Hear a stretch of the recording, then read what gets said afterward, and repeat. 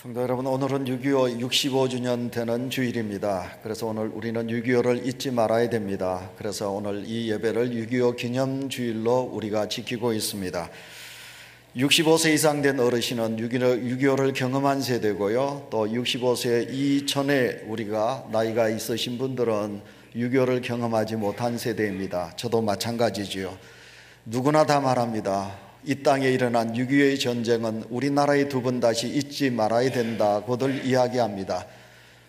역사학자 토인비가 그랬습니다. 세계 많은 그 역사 속에 전쟁이 끝없이 일어났는데 우리나라 6.25 전쟁이 세계 여러분 5대 전쟁 속에 들어갈 정도로 이 나라의 전쟁은 참혹했고, 그리고 정말 큰 전쟁이었다, 비극이었다, 그렇게 말들을 하고 있지요.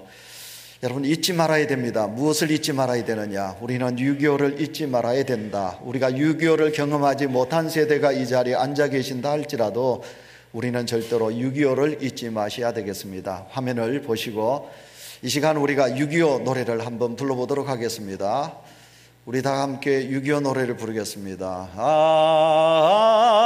잊으랴 어찌 우리 나를 조국을 원수던 희지팔과 얻은 나를 맨 주먹을 견피로 원수를 막아내어 발을 굴러 땅을 치며 어이분했던 나를 이제야 갚으리 그날의 원수를. 쫓기는 적의 무리 쫓고 또 쫓아 원수의 하나까지 저서 무찔러 이제야 빛내리 이 나라 이겨래. 안타깝게도 우리 청년들은 멍하니 바라보고 있습니다. 40대 여러분 40 이전에 있는 우리 젊은 세대들은 이 6.25 노래를 모르고 있는 것 같습니다. 여러분, 이 노래 가사 속에 보시면 잊으랴 어찌 우리 이 날을, 6.25 사변, 이 날은 이 역사 속에 절대로 잊지 말아야 합니다. 우리는 성경을 보셔서 너무 잘 알고 있습니다만은 이스라엘 민족은 절대로 잊지 않는 절기가 있습니다. 그들의 절기가 무엇입니까? 6월절 절기입니다. 무교절기입니다. 하나님이 우리를 애굽 땅에서 구원하여 주셨다. 하나님의 은혜를 우리는 잊지 말아야 된다. 하나님의 손으로 인하여 우리는 구원받았다. 6월절 절기는 그들을 잊지 않습니다. 여러분, 바벨론의 포로로 잡혀갔습니다. 하만의 손에서 그들이 죽게 됩니다. 그러나 하나님께서는 여러분 이스라엘 백성들의 기도를 들으시고 하만의 손에서 그들을 살려주신 부림 절기를 그들은 잊지 않습니다. 로마가 그들을 쳐들어왔습니다. 마사다. 지금 여러분 우리가 성지순례를 하면요, 여러분 땅덩어리가 딱 있습니다. 그 마사다, 그 높은 곳에 이스라엘 백성들이 그곳에서 끝까지 항전을 했습니다. 여러분, 그 마사다에서 죽어갔던 그들의 아픔, 그들의 역사를 이스라엘 백성들은 잊지 않고 있지요. 마찬가지로 우리는 잊지 마셔야 합니다. 젊은 세대들, 저를 비롯한 이 자리에 젊은 성도 여러분, 65년 전에 이 땅에 있었던 참혹한 비극의 6.25의 전쟁은 우리는 잊지 마셔야 되는 것입니다. 누군가 그랬습니다. 용서는 하되 잊지는 마셔야 합니다. 잊지는 말으라. 예, 우리는 나를 미워하는 사람, 나를 힘들게 하는 사람, 여러분 우리를 이 땅에서 이렇게 비극으로 만든 6.25의 전쟁의 역사를 만든 이들을 우리가 하나님의 용서함으로 그들은 용서는 해야 되겠지만 절대로 우리는 이 날은 잊지 말아야 된다, 그렇게 말씀드릴 수 있습니다. 6.25의 전쟁이 유엔군의 참전으로 통해서 우리는 그래도 휴전을 맺게 되고, 그래도 지금 이런 남한이라는 나라 속에서 우리는 평화롭게 살고 있습니다. 얼마나 감사합니까? 하나님께서 우리에게 역사하여 주셔서 더 이상 이 나라가 멸망하지 아니하고 이렇게 자유의 땅에서 풍요롭게 살아가고 있사오니 얼마나 감사한 것입니까? 우리는 6.25 전쟁 때마다 이 기념 예배를 드릴 때마다 남북한의 어떤 그 전쟁, 그리고 뭐 군사, 그리고 인원, 이런 비교를 합니다. 제가 이제 더 이상 거론하지 않겠습니다만은 어쨌든 김일성과 그리고 북한 도당은 6.25를 준비했고 우리는 준비하지 않았지요. 그래서 함석헌 옹의 뜻으로 본 조선 역사에 글에 보시면 이렇게 함석헌 옹은 이야기합니다. 그때 어찌하여 인민군이 그 큰 세력으로 낙동강을 건너지 못했는가. 이것이 의문 중에 의문이다. 왜냐하면 6.25를 준비한 족속들이거든요. 그러나 우리는 전쟁을 준비하지 않았거든요. 그래서 여러분 3일 만에 서울은 초토화되었고 40일 만에 여러분 공산당은 탱크를 몰고 부산까지 진격하게 되지요. 낙동강은 건너지 못했지만 하나님께서 역사하여 주셔서 이 낙동강을 이제 두고 우리는 처절하게 하나님 앞에 엎드리게 됩니다. 여러분 남쪽에 북쪽에 있는 목사님들과 장로님들이 그 부산 해운대 바닷가에 모였습니다. 그리고 그들은 두 손을 들고 밤이 맞도록 하나님 앞에 통곡하면서 기도했습니다. 하나님, 이 나라가 이제 멸망 직전에 있습니다. 하나님, 이 나라를 어찌합니까? 하나님, 이 나라를 구원하여 주십시오. 그렇게 이제 한국에 있는 모든 종교 지도자들이 부산의 해운대 바닷가에 모여서 밤이 새도록 울부짖으면서 하나님 앞에 그렇게 기도했습니다. 그랬더니 하나님께서 역사하여 주셨습니다. 미국을 비롯한 우방 국가들이 유엔에 모이게 되었습니다. 그래서 저 코리아, 대한민국을 우리가 도와주자 하고 결의를 하게 됩니다. 그래서 상임이사국, 안전보장 상임이사국이 모이게 됩니다. 모여서 우리가 이제 우방, 이제 한국을 위하여 우리의 군사를 이제 이들에게 파견합시다 하고 이제 결의하게 됩니다. 여러분, 상임이사국은 5개 나라가 있습니다. 그 중에 누가 있느냐 하면 러시아, 옛 구소련이 상임이사국 그 회원 중에 한 회원입니다. 만약 소련이 부결입니다, 반대합니다, 그러면 절대로 군사를 파견할 수 없는 것입니다. 그래서 이거는 절대로 되지 못하는 것입니다. 그러나 이 일을 두고 한국 땅의 기독교인들이 또 부산에 모인 장로님들과 목사님들이 밤이 맞도록 식음을 전폐하고 이 땅을 살려달라고 기도를 했습니다. 유엔 안전보장이사회 상임이사국 모여서 이제 결정을 하는 날, 소련 대사가 리무진을 타고 이제 유엔 대사관에 참여하기 위해서, 왜? 부결하기 위해서, 반대표를 던지기 위해서 차를 몰고 가는데 갑자기 그 차가 고장이 난 게 아닙니까? 고장이 나서 소련 대사가 참여하지 못한 겁니다. 소련 대사가 참여하지 못해서 드디어 여러분 불가항력적인, 도저히 될 수 없는 일을 하나님께서는 되게 해주셨죠. 그래서 유엔 16개국이 이 땅에 파견되게 된 것입니다. 그래서 여러분, 이 땅에 미국과 참전 16개국 그 군인들로 통해서 우리가 다시 새 힘을 얻게 되지요. 또 놀라운 것은 우리가 알고 있는 것으로 불가항력적인 일이 또 있지요. 그게 뭡니까? 메가더 장군이 우리가 그냥 북진하면 우리가 올라갈 수 없다, 이 북한 군들을 어떻게 하면 우리가 쉽게 부술 수 있겠는가. 그래서 인천 상륙작전을 감행하게 됩니다. 모든 여러분 부하들 그리고 모든 참모들이 반대를 했습니다. 이것은 절대로 99% 성공할 수 없는 그런 이 일입니다. 그러나 모든 이들이 반대했는데도 메가더 장군은 여러분 인천 상륙작전을 감행하게 되지요. 그래서 성공하게 됩니다. 오늘 저는 여러분들에게 하나님의 은혜, 여호와의 은혜를 잊지 말자, 그런 설교를 준비하게 되었습니다. 자, 우리를 도왔던 우방국들의 아름다운 희생을 여러분 이 생각하면서 우리의 마음속에 다시 한 번 더 하나님을 향한, 우리를 도와준 미국을 비롯한 우방국에 대한 감사하는 마음을 우리는 이 시간 가지시면 좋겠습니다. 특별히 미군들의 희생이 컸습니다.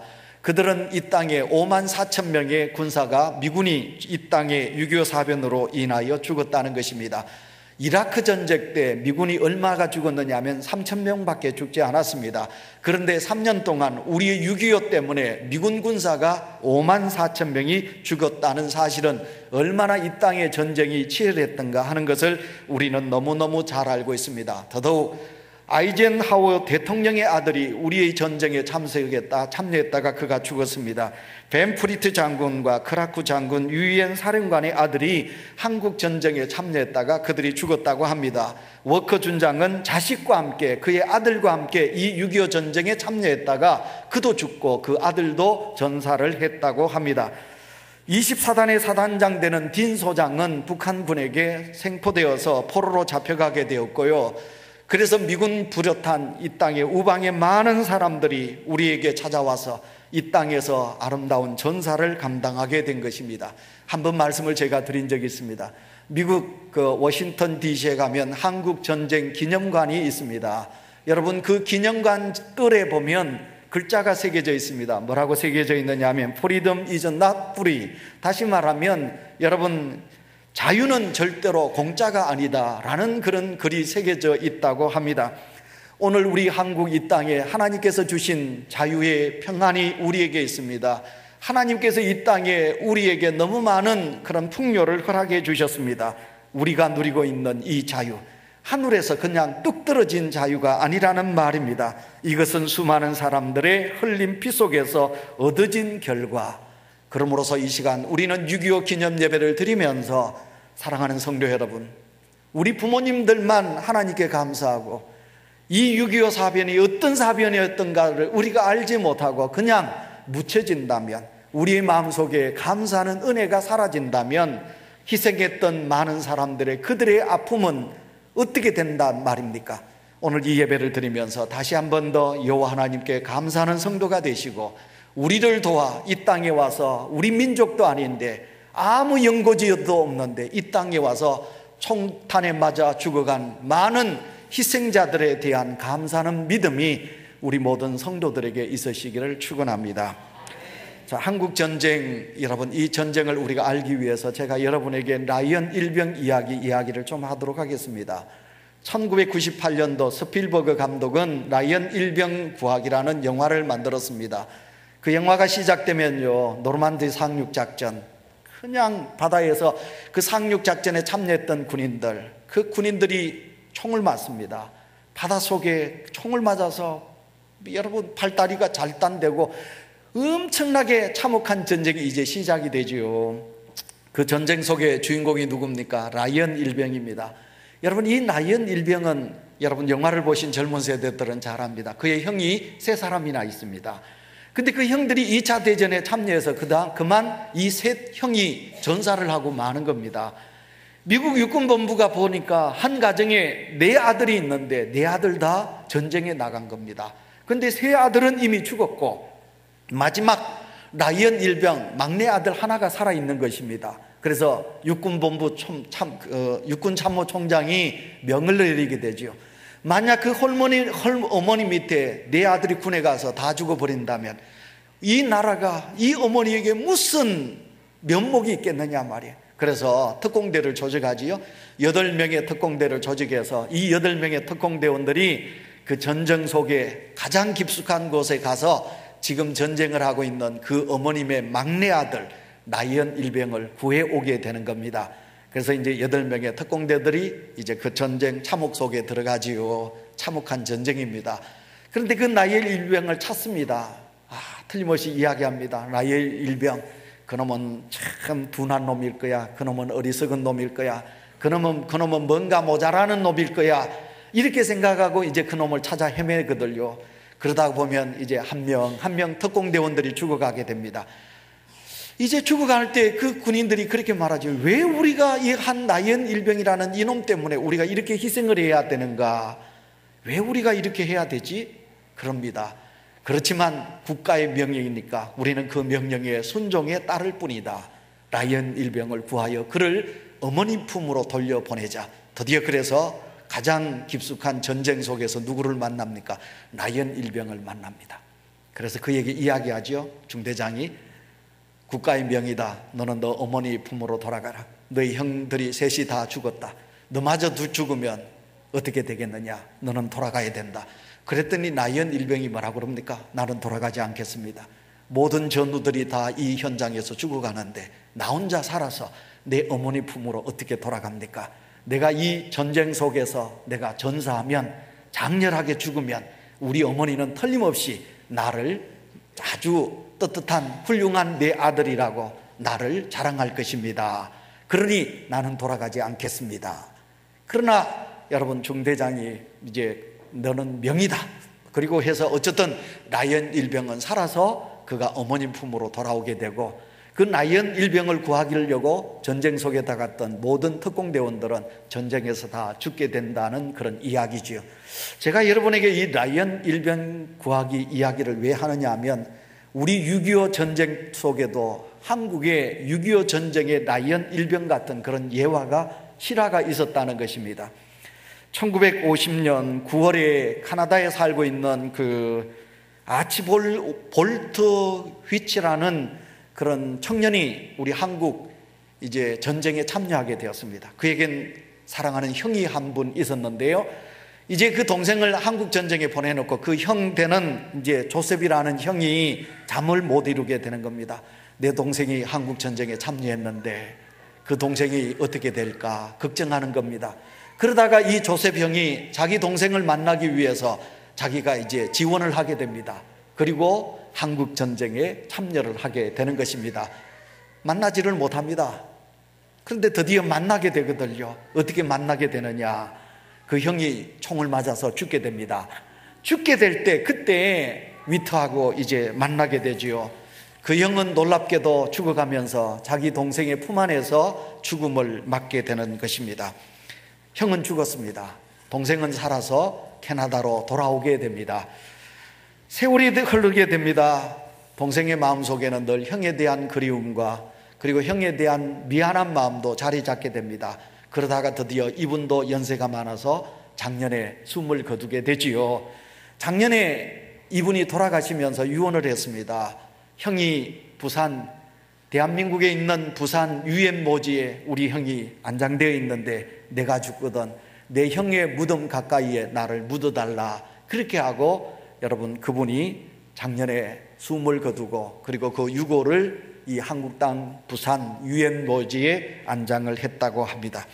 사랑하는 우리 대한민국 모든 국민 여러분, 그리고 우리 사랑하는 온유교회 성도 여러분, 우리 대한민국은 이렇게 해서 얻어진 나라, 이렇게 해서 우리는 오늘 이 평안과 그리고 풍요와 자유를 누리면서 지금 이 시간 살아가고 있는 것입니다. 그래서 오늘 우리는 우리에게 주신 사명이 있습니다. 그 사명이 뭘까? 다시 한 번 더 제가 함석헌 옹의 이야기로 통해서 여러분에게 당부를 드리고 싶습니다.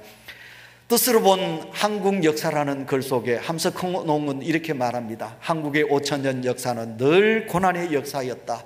우리는 외세의 침략과 그리고 너무 많은 그런 공격을 받으며 살아온 민족이다. 특별히 우리는 6.25라는 큰 전쟁을 치르면서 너무 많은 희생을 했다.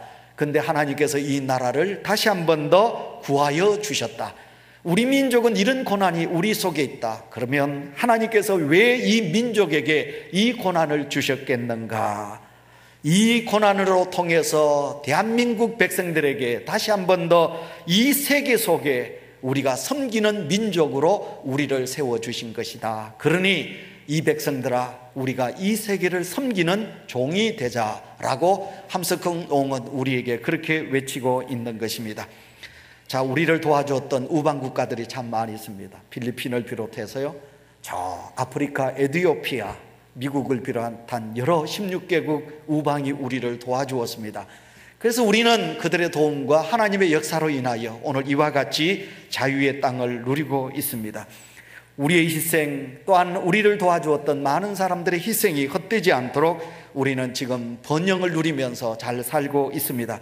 65년이 지난 지금 우리는 한각의 기적을 이루어낸 민족이 되었습니다. 2012년 우리나라는 드디어 20-50 클럽에 우리가 가입하게 되었습니다. 20-50 클럽이 뭔지 압니까? 연세 많으신 어르신 여러분, 바로 우리는 국민소득이 2만 불이고 그리고 국민 인구가 5천만 명, 이 5천만 명이 이제 모두가 다 2만 불 이상 소득을 얻게 되었단 말입니다.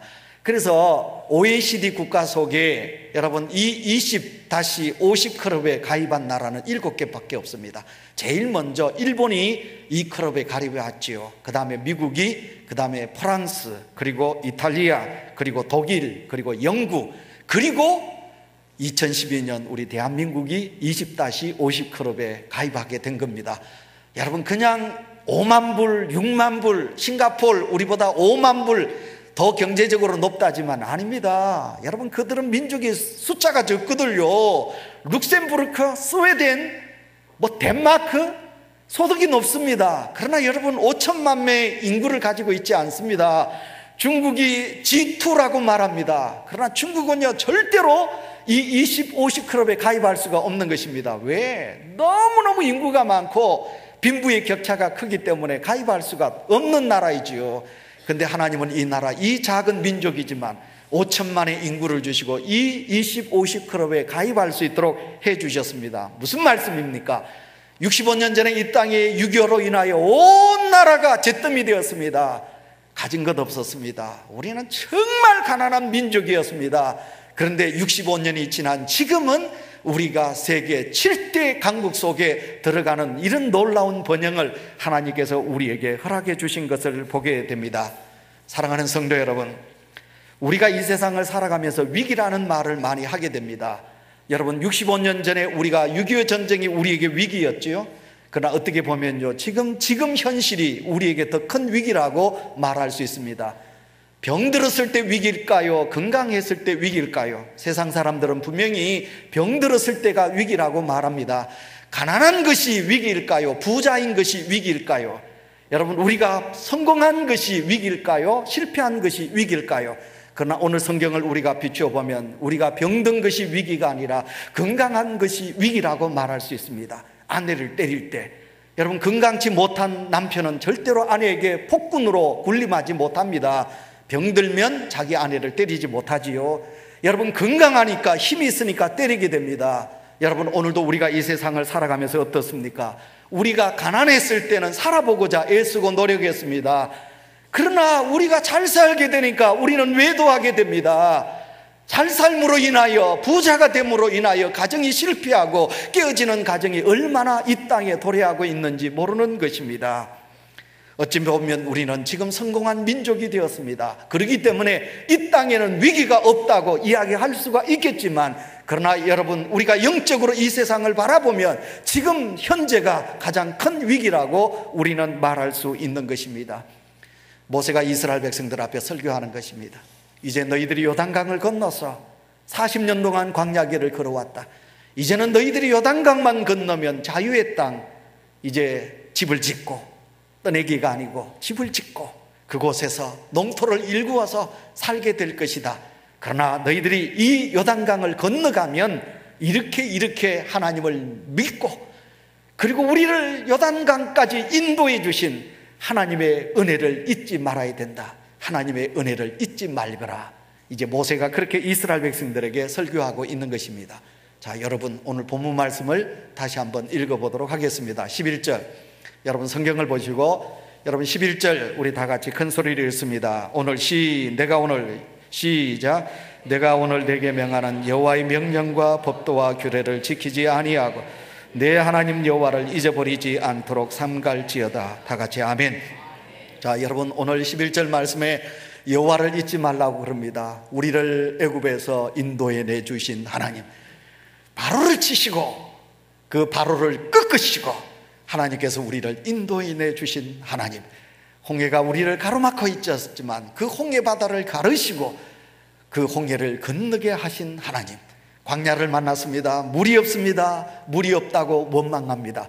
그때 하나님께서 반석에서 바위에서 물을 내신 하나님, 배가 고팠을 때 하늘 문을 여시고 만나와 메추라기를 먹여주신 하나님, 발이 부르지 않고 옷이 헤어지지 않도록 40년 동안 먹이시고 입히신 그 하나님의 은혜, 그 하나님의 은혜를 잊어서는 아니 된다라고 모세는 오늘 우리에게 설교하고 있는 것입니다.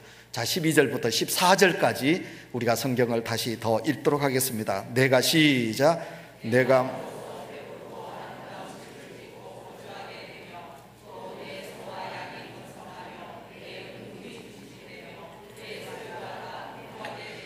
내 마음이 교만하여 내 하나님 여호와를 잊어버릴까 염려하노라. 여호와는 너를 애굽 땅 종되었던 집에서 이끌어내시고. 아멘. 조금 전에 제가 위기라는 것을 말했습니다. 언제 위기인가? 배고플 때가 아니라고 그랬죠. 배가 부를 때가 위기라고 그랬어요. 아름다운 집에 거할 때가 위기라고 그랬어요. 소와 양이 우리에 가득 찰 때 그때가 위기라고 그랬어요. 소유가 풍부할 때 그때 내가 어떻게 하느냐? 교만하게 된다고 말해요. 내가 교만하게 되면 어떻게 됩니까? 하나님이 나를 인도하셨다. 하나님께서 나를 이렇게 살게 하여 주셨다. 하나님이 우리를 자유케 하셨다. 하나님이 우리를 인도하여 주셨다. 여호와 하나님이여 감사합니다. 그러면 이건 교만한 것이 아니고 겸손하게 되는 거지요. 그러나 여러분, 우리가 좋은 집에 살면서 내가 이것을 이루었다, 내가 직장에서 좋은 직책이 있을 때 내가 열심히 공부해서 노력해서 얻어진 결과다, 내가 말하게 되면 그때 나는 어떤 자가 되느냐? 나는 교만한 자가 되고 그때 나는 넘어지게 된다, 그런 말입니다. 자, 여러분, 이 시간 오늘 우리는 이 나라를 보시고 역사를 보시고 여러분의 가정의 모든 대소사를 보시고 오늘 이 시간 나의 모습을 보면서 여러분 속에 겸손한 믿음이 있습니까? 아니면 여러분 마음속에 교만한 마음이 있습니까? 사람들은 자기를 너무 모르거든요. 내가 교만한지 내가 겸손한지를 내가 모르거든요.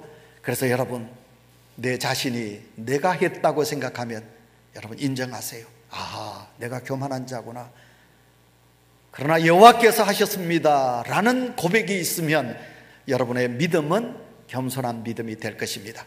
잠언 30장에 보시면 잠언서 기자 솔로몬이 하나님 앞에 두 가지 기도를 이렇게 하고 있습니다. 첫째는 내가 허탄한 것과 거짓된 것을 떠나가지 말게 하옵시고, 둘째는 나를 가난하게도 마옵시고 부하게도 마옵시고 오직 필요한 양식으로 나를 먹이시옵소서. 혹 내가 배불러서 하나님을 모른다, 여호와가 누구냐 할까 하오며, 혹 내가 가난하여 도둑질하고 내 하나님의 이름을 욕되게 할까 두려워함이니이다. 아멘. 부유할 때, 내가 잘 살 때 하나님이 누구뇨 할까, 하나님의 은혜를 잊어버릴까 두렵다는 것입니다. 내가 가난할 때, 배고플 때 내가 도둑질하며 하나님의 영광을, 하나님의 이름을 욕되게 할까 두렵다고 여러분 잠언서 기자는 그렇게 말하고 있습니다. 하나님은 우리에게 종종 시련을 주시는 이유가 무엇이겠습니까? 그것으로 통해서 겸손하여져서 더 하나님을 의지하게 하시는 위함이 아니겠습니까? 자, 여러분 16절 말씀 다시 읽도록 하겠습니다. 16절 있습니다. 시작. 내 조상들도 알지 못하던 만나를 광야에서 내게 먹이셨나니 이는 다 너를 낮추시며 너를 시험하사 마침내 내게 복을 주려 하심이었느니라. 아멘. 우리도 마찬가지입니다. 개인적으로 힘들고 어려움이 닥칠 때 우리가 하나님을 의지하고 하나님의 복을 우리가 사모하게 되겠지요. 그러나 만약 우리가 평안하고 누릴 것을 많이 누리며 살아갈 때 우리가 만약 하나님의 은혜를 저버린다면 어떻게 되겠습니까? 성도 여러분, 교만한 자로 사시지 마세요. 교만한 자로 살면 하나님이 싫어하십니다. 그러나 만약 우리가 여호와께서 이와 같이 내게 은혜와 복을 주셨습니다, 하나님의 은혜를 감사합니다 하는 겸손함이 있을 때 하나님은 내게 오셔서 내게 더 많은 역사로 이루어 주실 줄 믿습니다. 17절, 18절, 19절까지 우리 다 같이 읽습니다. 17절. 그러나 내가 마음에 이르기를 내 능력과 내 손의 힘으로 내가 이 재물을 얻었다 말할 것이라. 내 하나님 여호와를 기억하라. 그가 내게 재물 얻을 능력을 주셨습니다. 이같이 하심은 내 조상들에게 맹세하신 언약을 오늘과 같이 이루려 하심이니라. 내가 만일 내 하나님 여호와를 잊어버리고 다른 신들을 따라 그들을 섬기며 그들에게 절하면 내가 너희에게 증거하노니 너희가 반드시 멸망할 것이라. 아멘. 그 38선 군 부대 근처에 가보면요, 철조망이 있습니다. 그 철조망에 쳐져 있는데 거기에 경고판이 붙어져 있거든요. 경고판에 뭐라고 써져 있느냐 하면 접근하면 발포합니다, 이렇게 써져 있습니다. 제가 이 표현이 여러분에게 맞을는지 모르지만 너희가 여호와 하나님을 잊어버리면, 다른 신들을 섬기게 되면, 여호와의 은혜를 저버리게 되면 너희들이 멸망하게 된다. 군부대에 접근하면 총을 쏜다, 발포한다는 말과 오늘 하나님의 은혜를 저버리고 하나님의 은혜를 까먹고 그리고 내가 했다고 하면 하나님은 오늘 우리에게 말씀하시기를 멸망할 것이라 그렇게 말씀하고 있습니다. 오늘날 우리의 우상이 무엇입니까? 여러분 혹시 지나시다가 고목나무 선한당, 그 선한당 앞에서 두 손 모으고 비나이다, 예수 믿는 성도들 중에 그럴 사람은 아무도 없을 것입니다. 여러분 절간에 가서 대웅전의 앞에서 여러분이 비나이다 하실 분도 이 자리에는 아무도 아니 계실 것입니다.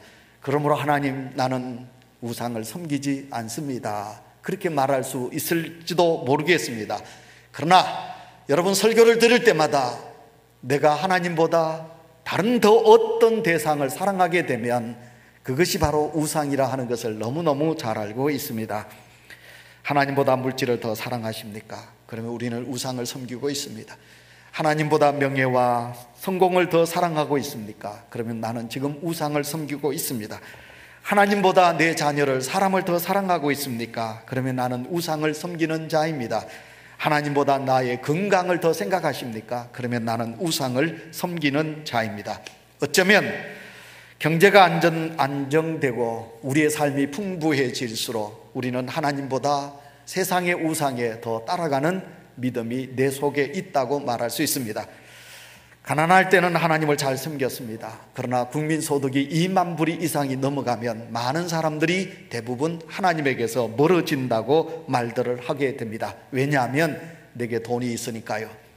하나님 없어도 돈이 모든 것을 해결해 줄 수 있다고 믿기 때문에 그렇습니다. 그러다 보니 우리는 하나님에게서 멀어지게 되고 하나님을 잊고 살아가는 자가 된다, 그런 말입니다. 우리는 옛날 65년 전에 이 땅에 6.25, 그럼으로써 너무너무 가난한 민족이었습니다. 제가 옛날 소리 또 합니다. 저희들이 어릴 때, 초등학교 다닐 때 당번이 이제 점심시간이 되면 이제 당번이 전부 도시락을 거두어 가지고 이제 뭘 가지고 옵니까? 밀가루 아니면 분유, 우유, 이제 그걸 이제 이렇게 바게트에 담아오거든요. 그러면 이제 당번이 국자로 이제 전부 다 벤또 뚜껑, 도시락 뚜껑 이제 다 해서 거기에 뭘 담아줍니까? 미국에서 온 여러분 분유가루, 우유가루, 그걸 이제 타서 그걸 가지고 다 이렇게 담아줍니다. 우리 장로님, 권사님, 집사님들 먹어보셨죠? 마셔보셨죠? 저희들이 5학년 때쯤 됐는가 대나무로 이렇게 박스가 있는데, 여러분 거기 빵이요, 금깨 딴 빵, 그게 저희들 간식으로 나왔습니다. 그 빵 하나 그거 받으면요 얼마나 맛이 좋았는지 모릅니다. 우리는 그렇게 우방국들의 보조를 받으면서 얻어먹는 거지와 같이 그렇게 살았습니다. 그런데 지금 여러분, 우리는 얼마나 잘 사는 나라 속에 있습니까? 하나님이 이렇게 우리를 자유의 땅, 이 대한민국, 잘 사는 이 아름다운 이 자유의 세상에 오늘 우리를 살게 하고 계십니다. 사랑하는 온유교회 성도 여러분이여, 하나님이 주신 평화와 안전과 자유를 감사하면서 우리를 일깨워간 이 비극이 다시는 이 땅에 일어나지 않도록 우리가 더 겸손하게 하나님 앞에 기도하는 하나님의 백성이 되시고, 그리고 이 민족의 화해와 평화 통일을 바라보면서 함께 기도와 무릎을 꿇는 저와 여러분이 되시기를